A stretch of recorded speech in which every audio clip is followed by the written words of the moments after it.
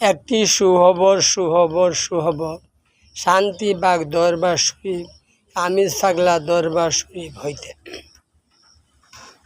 রামপুর বা দুশরীফ আশুগঞ্জ বিবাড়িয়া বাংলাদেশ। পরীমণি কি দোষ?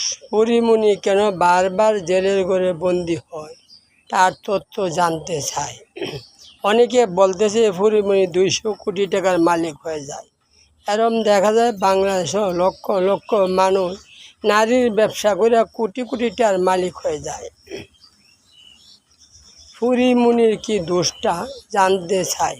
অল পৃথিবীতে নারীর ব্যবসা চলছে, পরীমণির দোষ কেন তার জানতে চায়।